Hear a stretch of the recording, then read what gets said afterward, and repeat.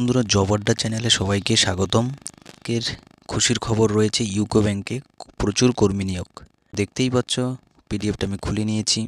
UCO ব্যাংকের কর্মী নিয়োগের রেজিস্ট্রেশনে যে ফর্ম ফিল আপ, সেই ফর্ম ফিল আপের ডেটটা আমরা দেখে নিচ্ছি যে 27/12 থেকে, মানে অলরেডি শুরু হয়ে গেছে।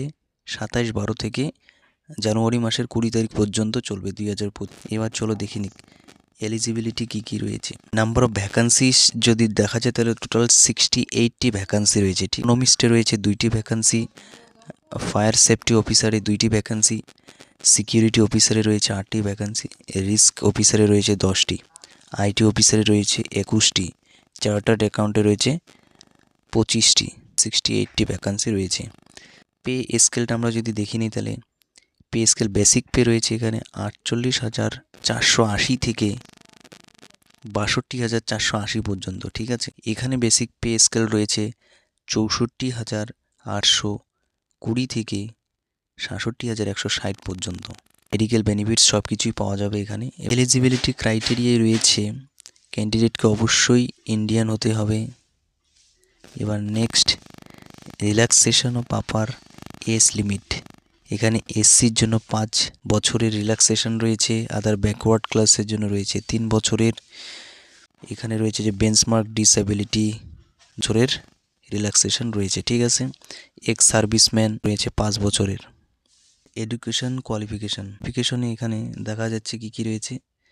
Post graduate degree in economics, econometrics, business economics, applied economics, financial economics, industrial economics, এই সমস্ত বিষয়ে পোস্ট গ্র্যাজুয়েট হওয়া খুবই জরুরি। এটা কি না, ইকোনমিস্ট ইন JMGS 1-এ। ঠিক আছে, এবার যেটা fire safety officer in JMGS 1 রয়েছে, সেখানে এডুকেশন কোয়ালিফিকেশান থাকা দরকার। Bachelor degree in fire engineering from national fire service college Nagpur, যে কোনো, অথবা bachelor degree of fire engineering technology from institute university, bachelor degree any university recognised government bodies, divisional officer course from national fire. Application fee আমরা যদি দেখি নিই, সেটা already form 2025-এর জানুয়ারির 20 তারিখ পর্যন্ত জারি থাকবে। এবার যারা SC/ST ক্যাটাগরি, PWBD ক্যান্ডিডেটস, তাদের জন্য 100 টাকা ফর্ম ফিল আপ। এবার যারা আনরিজার্ভ ক্যাটাগরি, UR ক্যাটাগরি, তাদের জন্য 600 টাকা ফিস।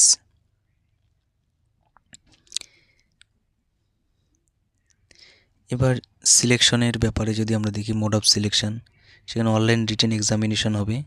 তারপরে এখানে দেওয়াই আছে যে ভেরিফিকেশন ডকুমেন্টস হবে, মানে অনলাইন এক্সাম হবে। ঠিক আছে, তারপর ডকুমেন্ট ভেরিফিকেশন হবে কোয়ালিফাই করার পর, তারপর মেরিট লিস্ট। তো বন্ধুরা, এই ছিল আজকের ভিডিও।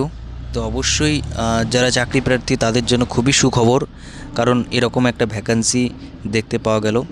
তো এরকম খবর খুব শীঘ্রই তাড়াতাড়ি পাওয়ার জন্য আমার চ্যানেলটি অবশ্যই সাবস্ক্রাইব করে বেল আইকন অন করে পাশে থাকবে।